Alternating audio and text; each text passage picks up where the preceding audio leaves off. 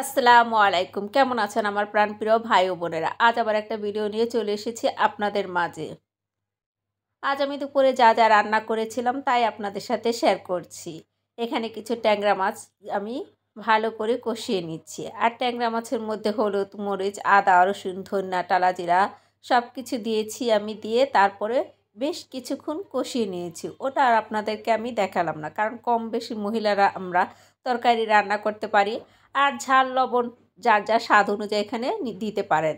আর এখানে আমি নিয়েছি মূলাগুলো আমি আগে কেটে ধুয়ে পরিষ্কার করে তারপরে ভাপদা নিয়েছি। ভাপদা নেওয়ার কারণে আর মূলাগুলো আমার বেশিক্ষণ সময় লাগবে না।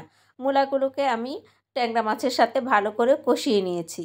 মূলাগুলো কিন্তু আমি হলুদের পরিমাণটা বেশি দিয়ে দিয়েছি, কারণ মূলাতে হলুদ তেমন একটা খাটে না, অল্প দিলেই তরকারিটা খেতে কিন্তু খুবই ভালো লাগে। আর হলুদের পরিমাণটা বেশি দেওয়ার কারণ আমি ভেবেছিলাম প্রথমে আলু দিয়ে রান্না করব, তারপরে মনটা চেঞ্জ হয়ে গেল, আমি মূলা দিয়ে রান্না করলাম, সেই জন্য এখানে হলুদের পরিমাণটা বেশি হয়ে গেছে। যেহেতু আমি আগে থাকতে ভাপ দিয়ে নিয়েছি, তাই এখানে আমি বেশিক্ষণ কষিয়ে নিব, এটাকে আর ঢাকনা দিয়ে ঢেকে দিব না। আর কষানোর উপরেই তো তরকারির স্বাদ নির্ভর করে, তাই আমি বেশ সময় নিয়েই মূলাগুলোকে ট্যাংরা মাছের সাথে কষিয়ে নিচ্ছি। ট্যাংরা মাছ একটু শক্ত জাতীয়, সহজে ভেঙে যায় না। তারপর এখানে আমি পরিমাণ মতো পানি দিচ্ছি। ঝোলটা আপনারা কতটুকু খাবেন তা বুঝে এখানে পানির পরিমাণটা অ্যাড করে নিলেই হবে। অবশ্য আমি এখানে ঝোলের পরিমাণটা বেশিই দিয়েছি, আমি আর ঝোল ঝোল তরকারি রান্না করব। পানিটা দেওয়ার পর আমি একটা চটার সাহায্যে নেড়ে দিয়েছি। তারপর একটা ঢাকনা দিয়ে আমি ঢেকে দিব আর ফুটে ওঠা পর্যন্ত অপেক্ষা করব। আমার পানিটা ফুটে উঠেছে, এবার আমি চুলার আঁচটা কমিয়ে দিব। এবার আমি আবারও একটা চটার সাহায্যে নেড়ে দিচ্ছি।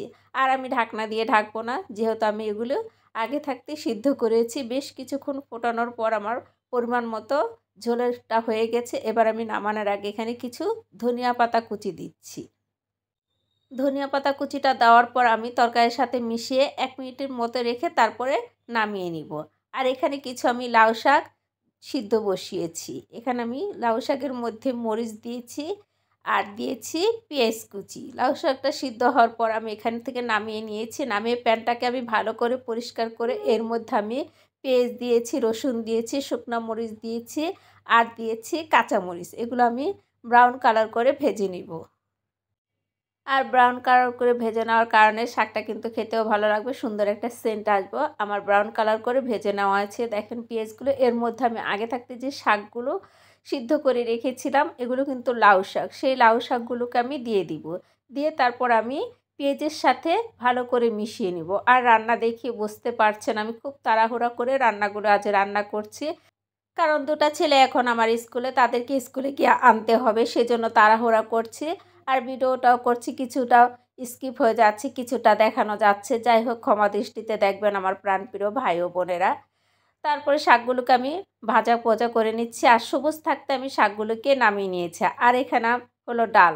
ডাল প্রতিদিন আমাদের তো থাকতেই হবে, ডাল আবার বাসি তারা খায় না। এর সাথে আমি ধনিয়া পাতা দিয়ে দিলাম। আল্লাহ হাফেজ।